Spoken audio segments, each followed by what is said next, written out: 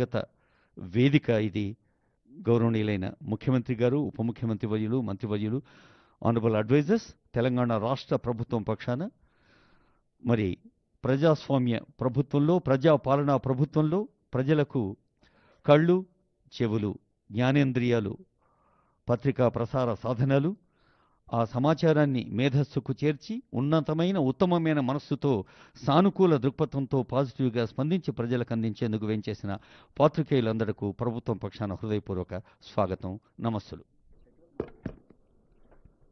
పాత్రికేయ మిత్రులందరికీ నమస్కారం.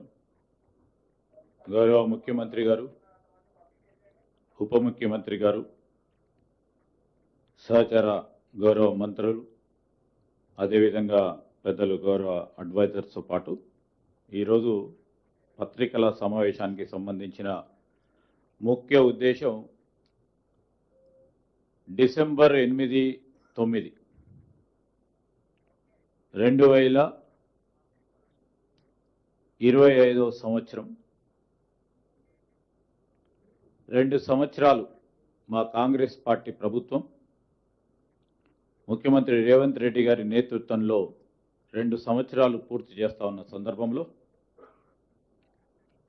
రాబోయే తరాలకి ఈ 3 సంవత్సరాలతో పాటు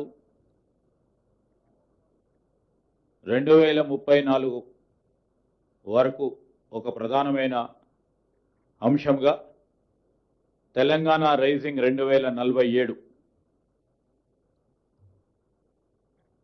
మన తెలంగాణ రాష్ట్రం ఏ విధంగా మన రాష్ట్రానికి సంబంధించిన సంక్షేమం, అభివృద్ధి రెండింటిని కూడా 2034, 2045 ఒకటేమో 1 ట్రిలియన్ ఎకానమీని 2034 వరకు,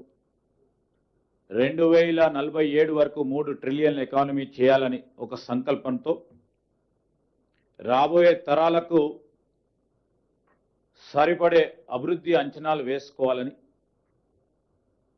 ప్రపంచ స్థాయిలోనే తెలంగాణ అగ్రగామిగా ఉండాలని, దానికి అనుగుణంగా కొన్ని లక్ష్యాలను మనం నిర్దేశించుకొని ముందుకు నడవాలనే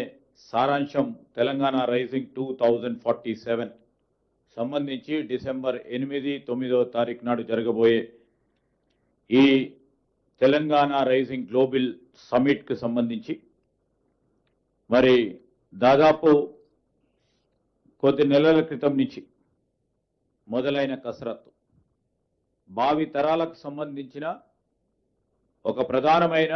విజన్ డాక్యుమెంట్ని ఆవిష్కరణ చేయాలని, దాంట్లో భాగస్వామ్యం చేయాలని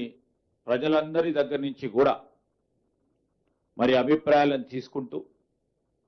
సంబంధిత డిపార్ట్మెంట్లకు సంబంధించి వివిధ డిపార్ట్మెంట్లకు సంబంధించిన కసరత్తును మొదలుపెట్టుకొని ఈరోజు మరి అన్ని విధాలుగా ఈ డాక్యుమెంట్ ప్రాక్టికల్గా ఆలోచన చేసి ఇంప్లిమెంటల్గా ఉండాలని ముఖ్యమంత్రి గారి ఆలోచన మేరకు ఇప్పటికే మాది ప్రజాప్రభుత్వం, ప్రజలకు సంబంధించిన అభిప్రాయాలను తీసుకోవటమే మా ముఖ్య ఉద్దేశంగా ఇప్పటి వరకు ఏ విధంగా ఈ విజన్ డాక్యుమెంట్ ఉండాలని దాదాపు 4 లక్షల మంది వారి అమూల్యమైన అభిప్రాయాలని,